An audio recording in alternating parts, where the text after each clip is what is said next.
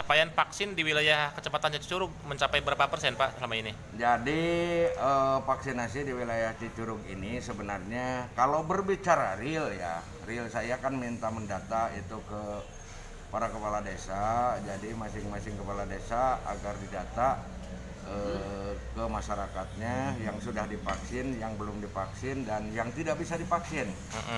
Nah, salah satu contoh misalnya ternyata hasil daripada pendataan kepala desa, saya ambil contoh lah. Untuk di kelurahan saja sudah 61%. Kelurahan Cicurug ya. Kelurahan Cicurug. Di daerah Benda sekitar 50%, sama dengan daerah Pasawahan. Tapi kalau dilihat dari hasil capaian yang dinas gitu ya, dari data di dinas kita itu baru sekitar 26%. Itu sangat jauh. Mungkin salah satu yang diakibatkan misalnya karena ini daerah perbatasan. Yang pertama, daerah perbatasan itu tentu saja banyak yang melakukan vaksin ke luar wilayah kita, termasuk ke wilayah Cigombong dan lain sebagainya. Yang kedua, di kita banyak perusahaan juga sudah melakukan vaksinasi, dan vaksinasinya itu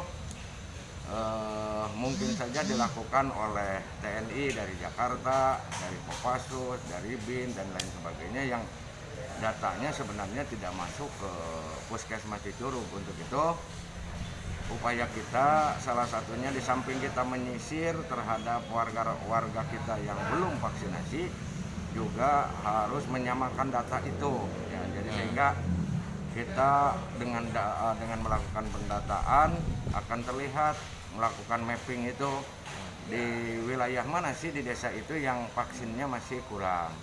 Nah, kita sasarannya ke situ. Dan tadi kita sudah melakukan rapat koordinasi dan evaluasi tentang vaksinasi di wilayah Cicurug.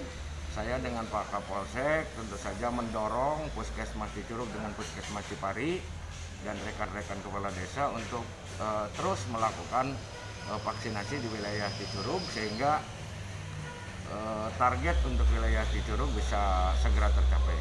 Terima kasih. Ada harapannya Pak untuk atau mengajak masyarakat wilayah Cicurug?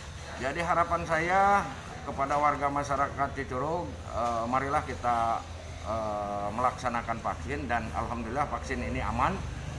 Kita sudah beberapa ribu lakukan vaksin di sini, tidak ada masalah.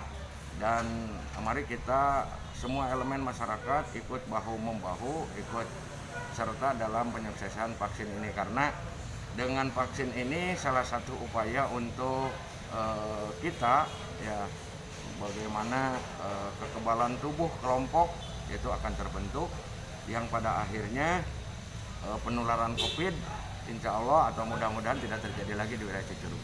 Oke.